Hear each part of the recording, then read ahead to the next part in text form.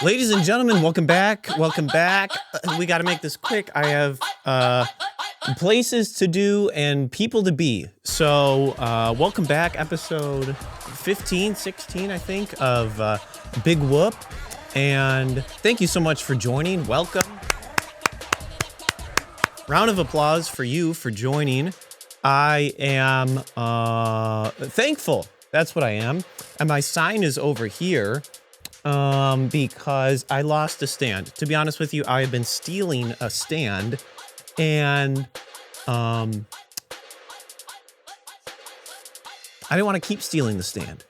So, Happy New Year 2026, all about making new changes and, new paths ahead. And mine is to not steal the thing that holds my stand up, so my sign up. So I need to get a stand. In the meantime, it's just gonna be an empty space.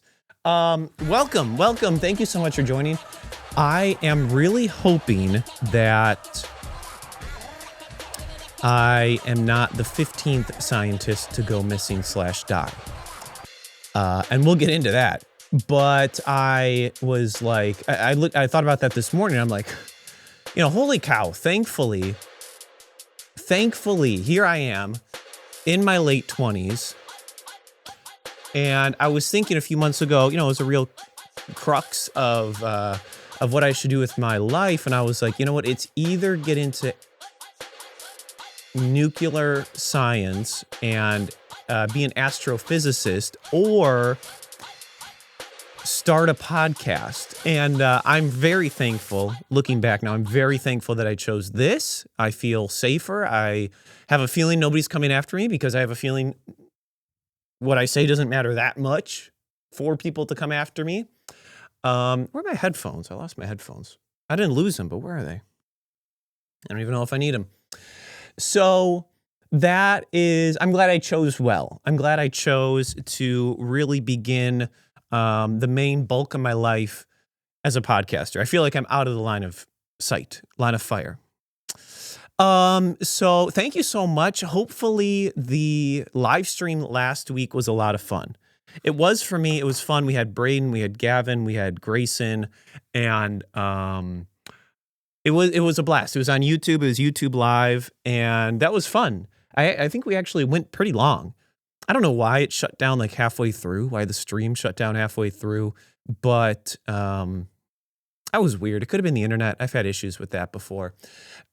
So there was a revised one. I don't know if you saw it or didn't see it, but when it suddenly ends, there's a second part up there. But thank you. That was something different. And kind of like we discussed a few weeks back, you do have a strong say in what your life is. It's not kind of just like, well, it's inevitable one way or another, or we'll see what happens. You can exponentially increase your luck by saying yes to things. The more ground you cover multiplies your odds of luck and lucky scenarios and opportunities twofold or fourfold, or it multiplies. So that was fun because it was new, it was different. I would like to do that maybe every, 3 weeks, 4 weeks. It was different. And honestly, I would like to build momentum to where that's a regular thing, maybe separate of this. Maybe this is just a little more me or just an interview, and then that is guests. I mean, there's some lofty goals with that I have, but that was a fun way to start it, kind of get the kinks out. I am getting a haircut in a little while. Comment below what haircut I should get next. I will not be reading your comments because I just don't like you. No, I'm just kidding. I won't be reading your comments. I will be reading them, but they won't be relevant because the haircut will have already been done. I'm going to get a haircut soon in like under an hour. I gotta rock and roll with you cats and kittens. So I don't know. A couple of people have said, well, I don't really like mullets, and they're not people I would totally write off. They're friends, but they're also like people that are in the real world. And it's kind of like, I don't mean this way, but like, don't take advice from people don't take criticism from people you wouldn't take advice from or something. And that's not even totally accurate. I don't mean that, because they're both actually very good friends and they have real jobs. and they actually have, a life going for them. Um, so I don't know. I don't know if I'll lose the hair, the mullet. I do like the idea of being known for something. There is a psychology of um being, I don't want to say famous, because famous is like, it sounds stupid for me to say that. But I think you know that I don't really mean it that way. But there is a study of famous people, a psychology of fame, where one of the key things, almost the first thing, is you can recognize them on sight by a by what they are known for, by their look. What I mean is by their look. So, before you can actually talk to them, before you can get to know them, it's the eyes. It's the eyes, Chico. And you see them and you're like, oh, I know who that person is, because they have a look that they're known for. So I don't know. I mean, I'd like to keep it, but I think it's too, I think it's too long on top. I just spit. And I think it's too gangly on the sides. What, gangly? I think that's the word. So, thank you so much for joining. We filmed at the fabulous Judson University down in the Dark Room Studios. Listen, I'll tell you what, I have met some good people here. There's a lot of talent, a lot of passionate kids, and it's pretty cool because I think they're Gen Z. Is Gen Z? Let me look that up. What age are Gen Z kids? 14 to 29 years old. Oh, I'm Gen Z. But then my sister said, she goes, well, you're more millennial because you have a sibling who's a millennial. So it's kind of like you get pulled wherever you are, if it's by your anchor, like if you go up or you go down, if everybody's younger than you.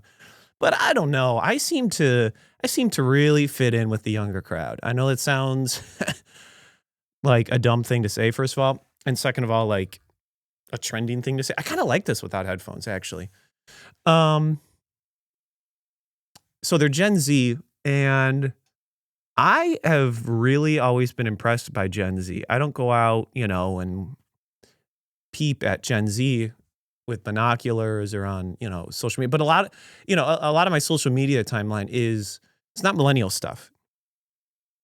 So there's some impressive cats here, and hopefully we'll get them on. There's people here that are reaching out. They're like, hey, can I come on too? And I'm like, yeah, you know what? They're actually sharp, they're passionate, and it's very cool. And they know what they want. I know I talked about that early on, but people who are decided, who are like, yeah, I know what I'm about. I'm gonna write uh this book about it, or I'm going to have a clear heading to life. Those people are cool. And often they ostracize people because it's like, oh, you are decided in this direction and I'm the other way. And it's like, so now there's a clash.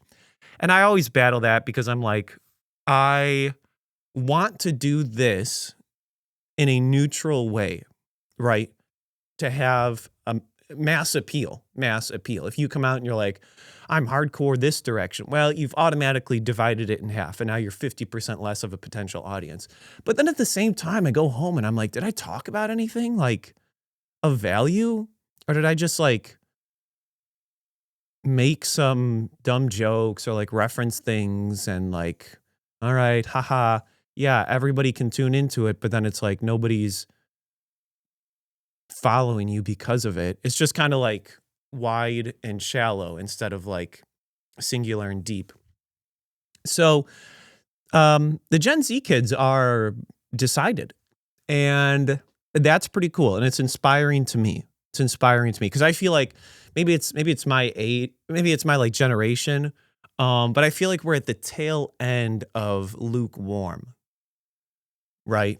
I feel like we're at the tail end of generate a couple of generations that came before us that were like, well, it's just this, or it's whatever. Yeah, we allow this, or we're just, well, we don't really have strong opinions, or yeah, we're just kind of like, we see what's going on, but nah, don't really do anything about it.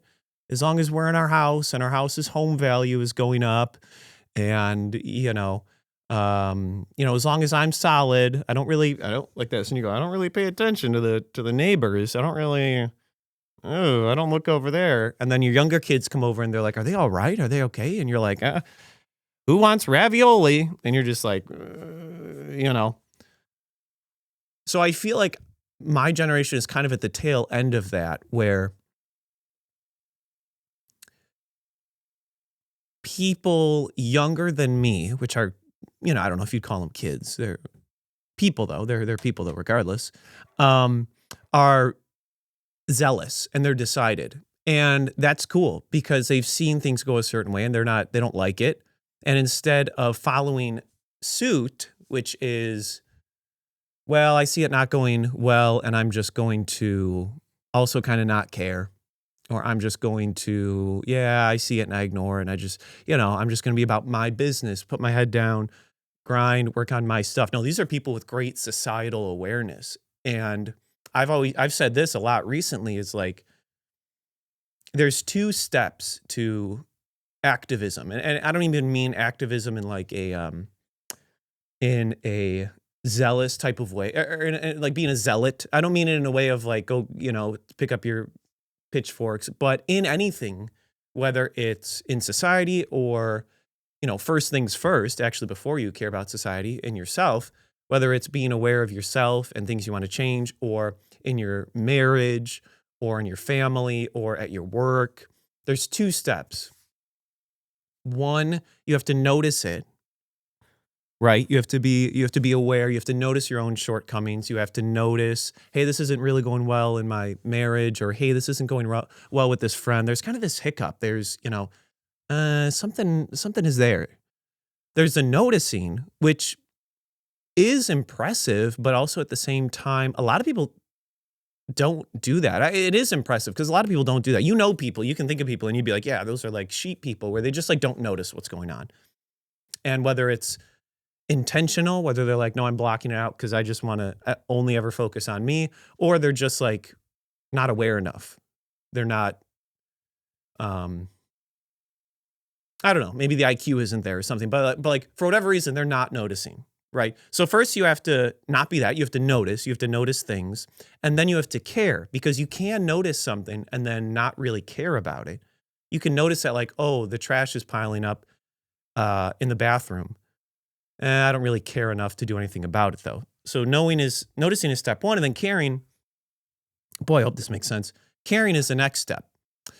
You have to care enough to do something about it in your own life, or in places you run. So what I'm trying to say in all this is, I'm trying to do that better for myself. I'm trying to notice what needs to be fixed, not be content in where they are. I'm trying to notice what needs to be fixed, and then care enough to actually then lean in and go, yeah, I got to do something about this. I gotta do something about this. And step one is always the things closest to you. It's always yourself. I just come from that belief that you can't really gripe about societal things if your house is not in order. And by house, I mean actually yourself. It goes yourself, your house, your neighborhood, your county, your state, your country. And maybe you can jump a couple of those last things. But anyway, what I'm saying is, these Gen Z kids seem to be very intelligent. That's what a lot of this comes down to. They're noticing things and they care enough to be decided to lean in and go, no, I'm about that business. I'm about that life, and I'm going to do something about it. So it's very cool.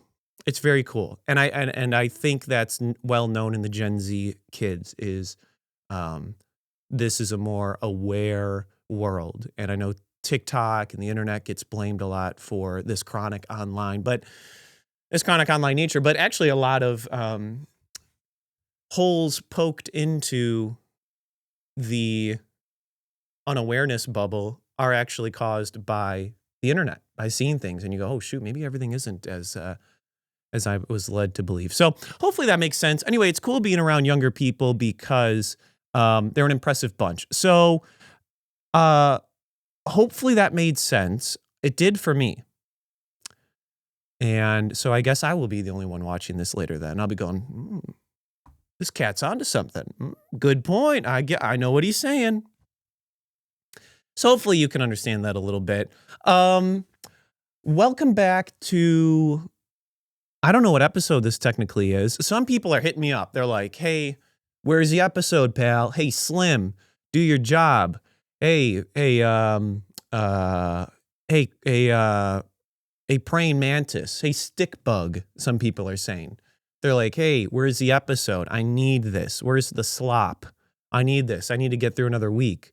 And first of all, I'm very honored. I didn't realize I was the lifeline for so many people. And second of all, I can do whatever I want. Don't tell me what to do. I'm just kidding. No, I did the live stream on Thursday last week. So I was like, maybe don't do it on Tuesday. Maybe give it Wednesday. You can put content too close together. So thank you so much for joining. I have a book right here. My buddy Nathaniel DeLong wrote it. I was just going to kind of let it incubate and sit there unacknowledged, but he is in the small boat of people I would call my best friends, and he's very intelligent. And I have to fully read it still. It's short, so shame on me. But he actually did it totally right. We agree. We're like, yeah, a lot of books are just a lot of fluff. And it's like, this could have been an email. So this is that email. You know, sometimes you get an email and you're like, this could have been a memo. Sometimes you listen to a TED Talk or you watch an entire movie and you're like, this could have been an episode of a TV series. Or sometimes you watch an entire TV season and you're like, this could have been 3 episodes. Like the ending of the Clone Wars, Star Wars, the Clone Wars. Those last final 3 episodes were like, oh, and they were incredible. And people were like, you should have taken out the story arc of the Hernandez sisters, or I don't know. I don't know what their last name was.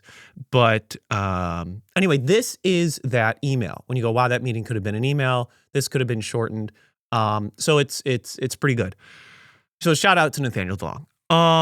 Thank you so much for joining. I have this hat on. I've never worn it. But again, I don't know exactly what I look like. I don't think it's good. And I noticed it.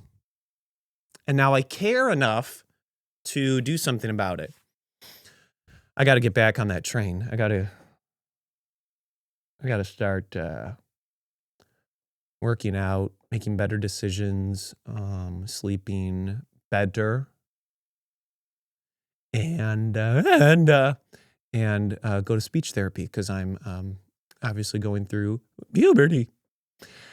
Thank you so much for joining. I hope you've enjoyed everything, and thank you. Love you all. It's kind of a goofy production and things, and I like to have fun. And like I said on the live stream,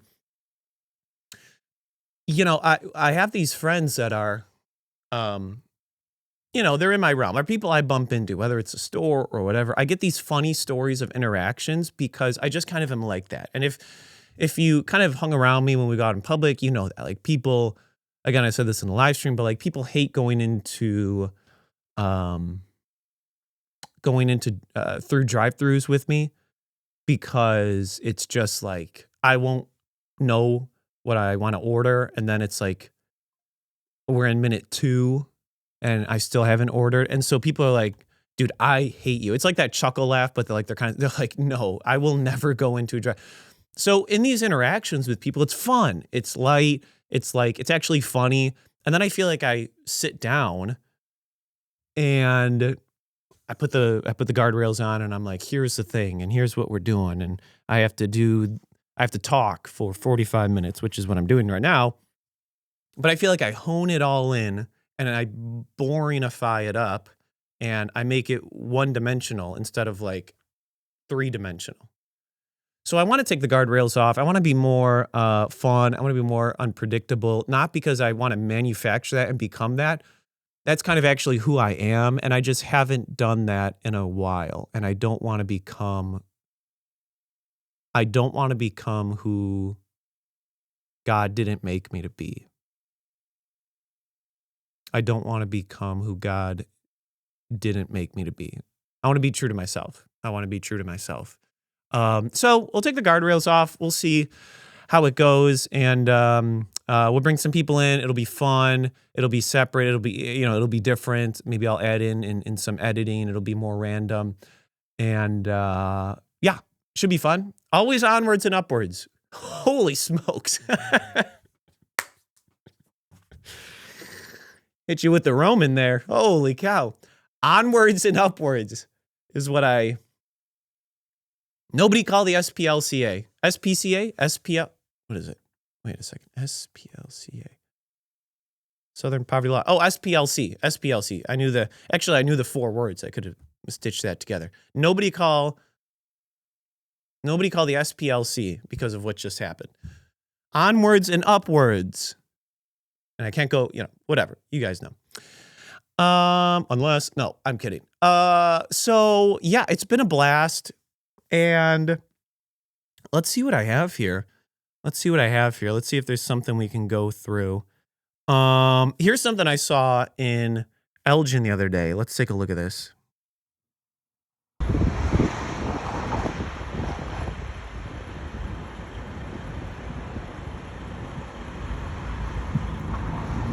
Tiny woman.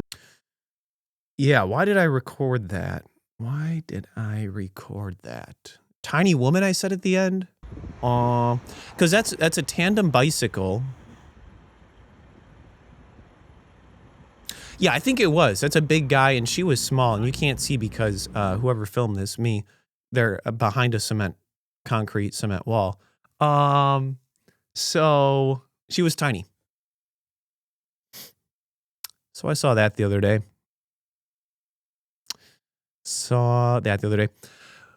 Why do kids walk on their heels? You ever seen that? Why do kids walk on their heels? One, I hate it. Point number 1, I hate it! Exclamation point. I don't know why they do it. And whenever I've seen it, it's by like kind of I don't want to use the word weird, but name a sound better than this. This is so gross. Slop. Coffee with syrups pumped through. It's so gross. Here's a challenge to all of us, because you need to be ascending. We all need to be ascending. If you cut out unhealthy things just for a little while, it has to be long enough to where your palate gets cleaned up, and then you go back to it, it's like, this is gross, dude. It's Dunkin' coffee with syrup. I'm not critiquing anybody. I'm critiquing myself. It's like, I'm a smash burger type of guy. I will eat so many smash burgers. Not even smash burgers. I'll eat burgers. I think I've had burgers, no joke, and I'm no cap, for real. I've had burgers for dinner probably the last 12 out of the last 14 nights. 12 out of 14. Isn't that crazy? So that's 12 14ths for those who are into the maths. And you say, well, that's a lot. You're going to die early. I don't know. Here's my take. Go with me on this. Is something that's quote unquote unhealthy, but made up of healthy ingredients, unhealthy? Here's what I'm saying. You go, wow, he's had cheeseburgers 12 out of the last 14 nights. Yes, I understand. I know that. If that's how you say, you go, holy cow, he's going to be dead by the time he's soon. Hold your horses. What if, here's how the burger is made, quote unquote burger. Sourdough bread. Okay? All grass-fed beef, organic beef. Grass-fed organic beef, okay? Raw cheese. The burger cooked in 100% single region, cold pressed olive oil, okay? And either 100% grass-fed butter or raw butter. Real salt, pepper, and then you put on it like a tomato, or you cook it with onions or something, and you serve that. It is technically a cheeseburger, but that, to me, where is it unhealthy? You're telling me if you put together all of these healthy ingredients, all of a sudden, by the conglomerate of what it is, it's now unhealthy? You go, oh, cheeseburgers, bad category. And then you dissect it and you're like, holy cow, this is actually pretty good. So is it bad for me to have a cheeseburger 12 out of the last 14 nights if that's what the cheeseburger is? Now, I'll be honest. I'm missing probably half of those ingredients. I don't even have sourdough bread. Recently, I've had it a lot, but it hasn't been recently. And I don't have the raw cheese. So at worst, I'm eating like a bun from the store, a brioche bun or a pretzel bun. And then the cheese is like, single layer cheese. Let me know in the comments. But the kids that walk on their heels have always irked me. Now, as somebody who has studied the heart, I'm actually wondering if that is the secret to longevity. Go with me on this. The calves, believe it or not, the calf muscles are known as the second heart. If you go to the gym, or if you don't, especially, I guess that's what I'm saying, if you don't go to the gym, do this for heart health. Do calf raises. I'm not a pediatrician or an orthodontist or, any of those fancy labels or into feet or something like that. I'm not any of those medical, I'm not any of that. So don't sue me, SBLC. But I will say this, the calves are known as the second heart. So they're critical to sending blood back up into the body. The heart is the heart. But then second is calf health. So are these kids walking around on their tiptoes? And you know what I'm talking about. They bounce. They go like this. They bounce. Are they the ones that are going to live to 140? Is it done intentionally? Is it nature or nurture? Right? Is it learned or is it innate? I'm wondering what the purpose of that is. So if somebody could get to the bottom of that, let me know. I'm wondering why people start doing that. And then, so I have an issue with it because it's not what I do. And I have an issue with everybody that's different from me. Call me a bigot, sure. Or call me ascended. Wondering why they do that. Should be a good episode. Let's see. Oh, I got to tell you about this guy. Holy smokes. No, and there was something else too. There was a lot that happened recently. So here's what happened. Monk. Here's what happened. You guys ever see Monk? Such a good show. My buddy Roman from the Dominican Republic, you ever bumped into people? You ever bumped into people that are different from you? Well, I did that with Roman. Freshman year of college, and we've hit it off. And anyway, you ever bumped into somebody that is from like another country or something, and they watch like the most specific thing, and you're like, how in the world did you watch that? That was for us. How did it get down there? How did it get down to the Dominican Republic? And they're like, oh my gosh, I watched all of Psych or something. And you're like, Psych? You're from Ukraine. How did you watch that? It's just very funny. Anyway, so he came up here for a school, Roman. He's brilliant. Did architecture, one of the best architect students. I don't know if that's true, but it's what I like to think as his lover. And he would do his homework while watching Monk. And I don't know if it was his first time watching or if he was rewatching it, but Monk is great. Here's what happened. Anyway, check it out. It's actually a fabulous show. He actually, Tony Shalhoub, had an OCD problem during the show and after the show. Maybe it was just after the show, but because he played the character for so long, he actually like started to get irked by things. So there's probably a lesson in there somewhere, but I feel like I've done enough preaching for tonight. What was I talking about? So here's what happened. He says that, and then he walks through the crime scene. It switches to black and white. It's so cool. I walked into Jewel, okay? No, it starts even before that. So I'm driving to Jewel, and I'm about to pull into Jewel, and I go, oh, there's a fellow on a wheelchair, an electric-powered wheelchair.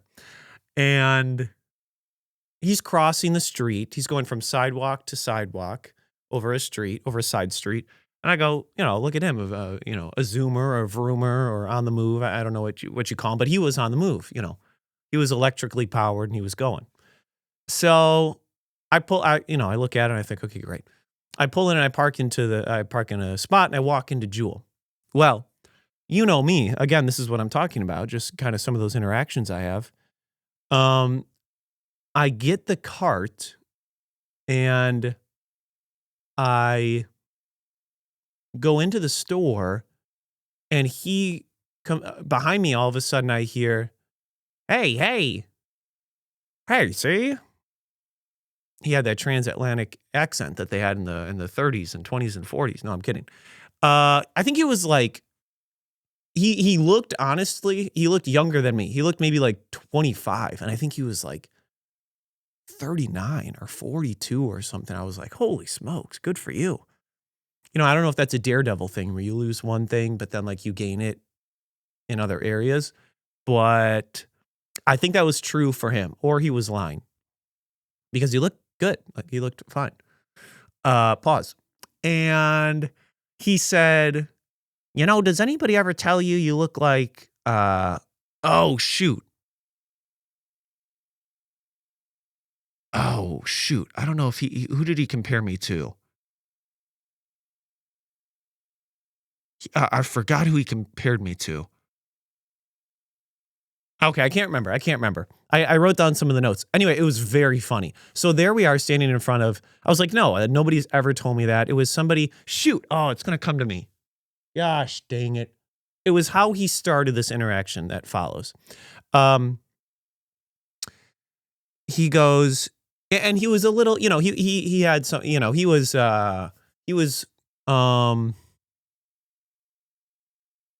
all there, but he had like different crayons in the crayon box, if you have to like say it a certain way. He was differently abled.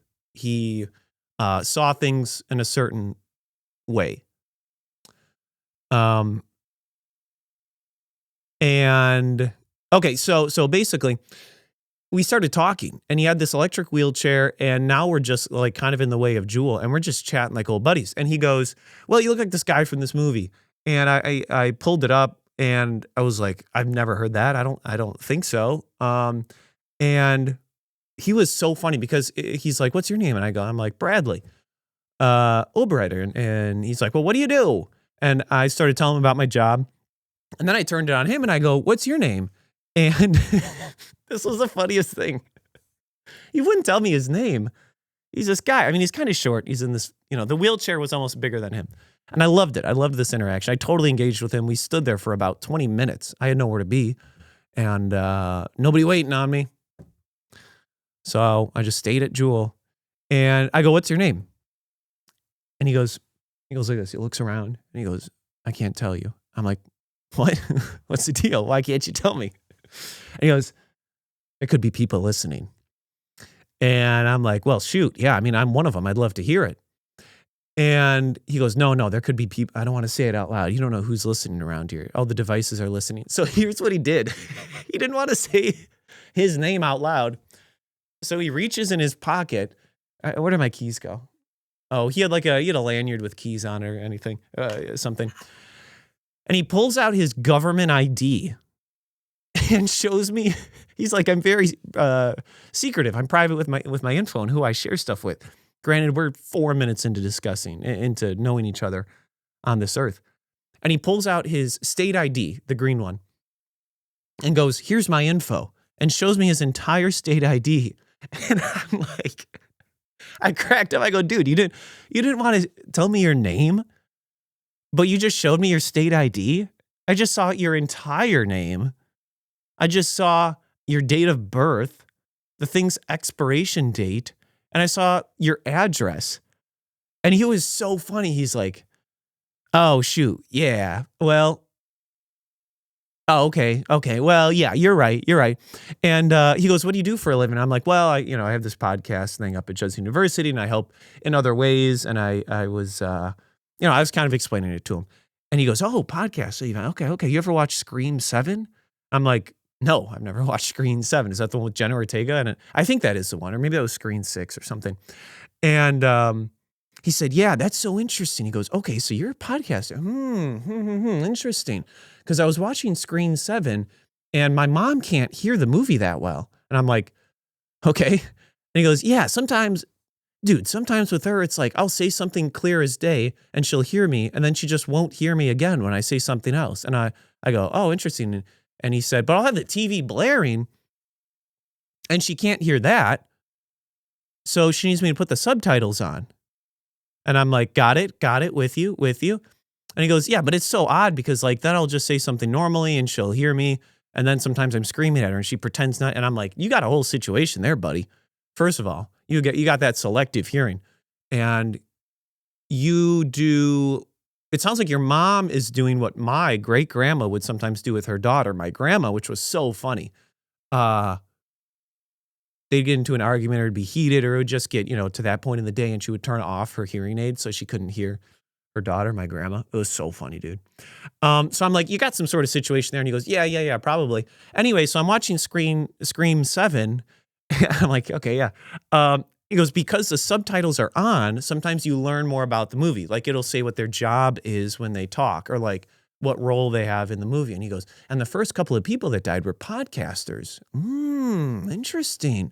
And I'm like, oh shoot, man, that's pretty cool. And he goes, okay, all right. Wow, this is really coming together. I'm like, dude, I don't know who you are. There's people trying to get through in Jewel. And there's people yelling over there. It's not Jewel used to be something. Now it's just kind of the feeding grounds for everybody. Anyway, he goes, the first people who were in it died. And I said, that's the thing. He goes, and I couldn't tell. He said I was watching a movie and I'm glad it was in the subtitles because I couldn't tell what their job was. But it turns out they were podcasters. And I go, that's the thing with podcasters, man. It's it's not a real job. So you can't really tell that people are podcasters because it's not a real job, not a real occupation. It's just smoke. It's a fake job, not a real job. And I know that. And I said, I said, actually, that's what I do. And here I am at 2 p.m. at Jewel talking with you, unrushed. And he's like, oh, okay, interesting. So then he told me that he is going to go see Hamilton. And he goes, oh, this was so funny. He goes, have you ever seen Hamilton? And I go, yeah, I did actually. My aunt bought me and my mom and I tickets, and we saw it up in Milwaukee. And he goes, oh, okay. Because I have 2 tickets. And I'm going, how do I break it to this guy? How do I break it to this guy in the produce section of an Elgin Jewel? That I don't want to go. I don't want to go because I don't want to go see Hamilton. And I go, oh, that's so interesting. And he goes, yeah, I already bought the tickets, but I'm not going to use anybody for the second ticket. So I'm just going to go. And I'm like, why'd you tell me that? And he's like, well, just letting you know about it. I'm like, dude, this cat is so funny. So here was one of the funniest things. And he's zooming around. I should have said this early on, but he's zooming around. I'm stationary. I got my foot on the cart and I'm like this and I'm leaning over and I'm looking at him on the cart and I'm all bent over because carts are short and I'm kind of not short. And he's just not stopping. He's just zoom going past me. And he goes, well, let's stay in touch. I could have a job for you. Man. And I'm like, okay, all right. And he goes, what's your email? Like my email, which is pretty good. Somebody you just meet, maybe you shouldn't get their phone number right away. But he goes, well, what's your email? And I'm like, well, I'll give you my email. And he gave me his phone and I punched it in and he goes, okay, all right, that's your email? Good. Is it really? And I'm like, yeah, that is my email. He goes, here's what I'm going to do. I'm going to send you my welcome packet and look through that. And that has all the info you need. And I'm cracking up. I'm like, I'm not cracking up because he was serious. And he was about that business. And, he's on the grind. He's making things happen in his life. And so I'm never going to laugh at that. He was a very nice guy also. I told him about my podcast and honestly, he could be listening right now. And he goes, "I'm gonna send you my welcome packet." Like it was a corporate meeting, or like I just signed up for a newsletter, or just, began a rewards membership, or just subscribed. It was very, very funny. And I go, "Okay, well, I'll look forward to that. I'll look forward to that." And he goes, "Yeah, that is all my info." Um, and we left, and we left. And so I go over to the meat department, and I'm like, "Oh, the burgers are on sale. Let me get a couple of burgers. Got to make some burgers. Got to eat some burgers." And he comes back and he zooms by, and he's just not stopping. And he goes, "How about the Q-tips?" And I was like, "What?" And he's like, "Yeah, I'm trying to find the Q-tips." And he just sparked up the conversation again. Like it wasn't, hey, by the way." Like he showed up and he was like, "And I got the Q-tips too." I'm like, "Holy smokes." I turned around, and he goes, "Yeah, but I can't find them here. So I think I got to go to the CVS." And I'm like, "Oh, okay. All right." And the guy behind the counter was trying to talk to me and help me. And he goes, "Anyway, I'll send you my welcome packet. Let's get in touch because I might have some work for you." I remember him saying that. He goes, and he's still zooming. He's zooming. He almost ran over my feet. And he goes, "I got some work for you." I'm thinking, he goes, "Do you have any specialty in music?" And I go, "Yeah, actually, a lot." He's like, "Okay. All right. Okay." And he's still zooming. And he's zooming back and forth. And he goes, I might have something for you then. Reach out to me. I could hook you up with something. I might have something in the works." I'm like, this is so funny. This like scientist madman in a wheelchair is zooming around talking to me, but he was so kind and he was pleasant. Um, and I'm sure I'm forgetting a couple of things, but it was very funny. It was the environment of a thing. He's talking to me, he's on a roll, and I'm talking back with him. I'm meeting his energy. It was very pleasant interaction. We're just in the middle of Jewel, and it was so funny. So that was I can't remember his name, but that was a guy at Jewel. So that was a blast. That was fun. And that's what life is all about. It's all about seeing some opportunities and talking with people in the store. But he was genuinely a nice guy, and I appreciated him taking time to discuss things with me.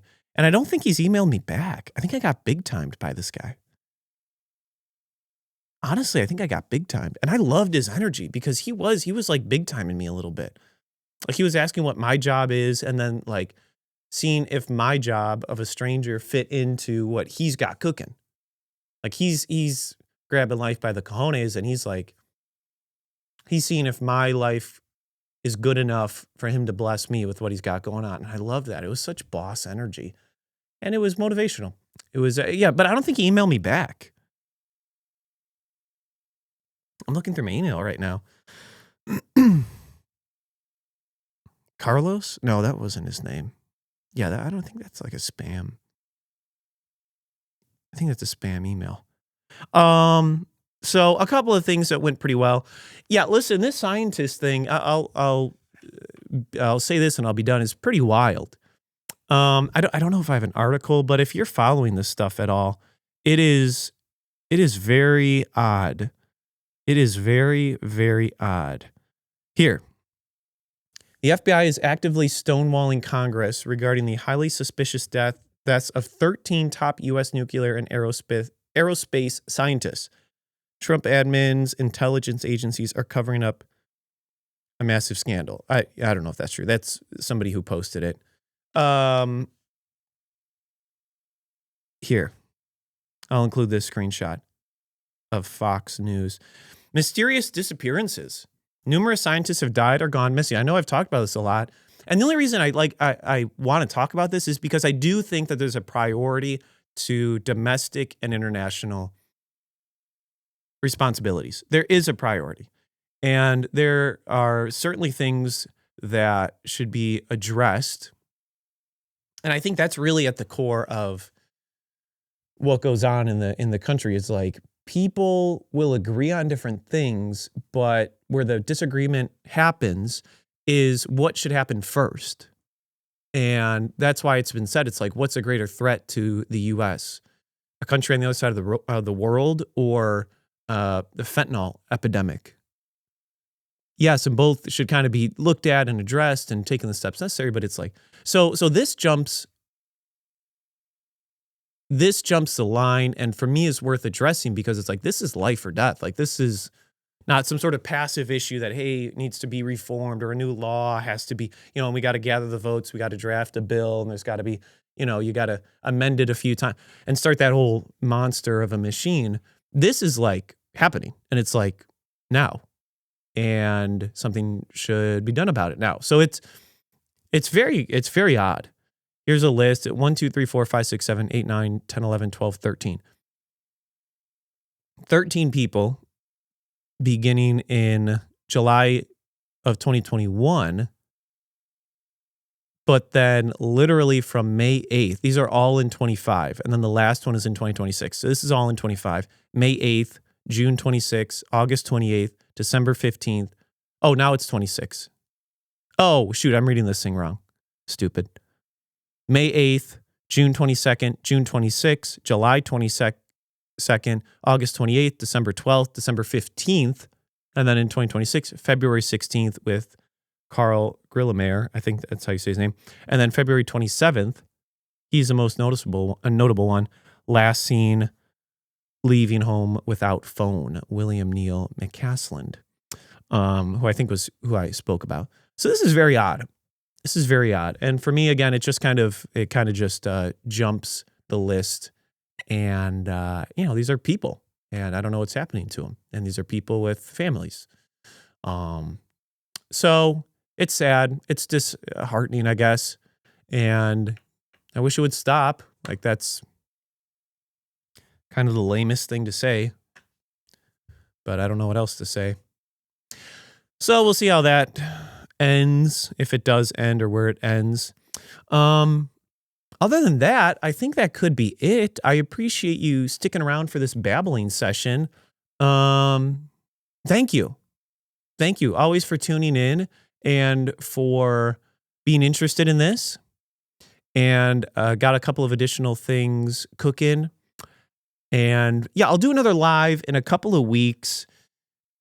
And yeah, I guess that's the task, that's on my mind. At whatever stage you are at, whatever age you are at, the task before us is to notice things in our own lives and to care enough about it to do something. And don't get trapped in the idea that the largest thing has to be addressed first, because for 2 points, that's actually how you can drive yourself insane. You might be hearing this for the first time, and I think I said it in episode maybe like 3 or 4. But, there's a circle of what you can control and what you cannot control, what you just physically cannot control. And it causes a lot of anxiety, a lot of mental health decline, a lot of depression, to focus on what you cannot control, to grieve over that, to have angst over that. And that can really spiral you down. So I'm trying to do the opposite. I'm trying to focus on what I can control and go, listen, I'm responsible for my stuff. I think you first have to start with the most nuclear, which is yourself. Look in the mirror, pray, grab a piece of paper, write down some things, go, this needs to change. A, B, C, and D. These things have to change. And honestly, bring them before God. And that actually is not a negative thing. It can actually be the greatest adventure of your life. It can actually be the greatest adventure of your life to start something new. And it doesn't have to be big. It can be making your bed. There's a Carl Jung quote that he proposed this idea.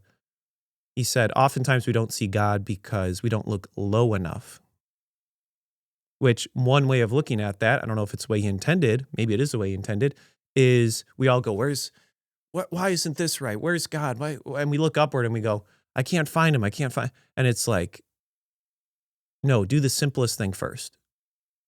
Fold the laundry. Work out. And that begins the momentum of inward to outward.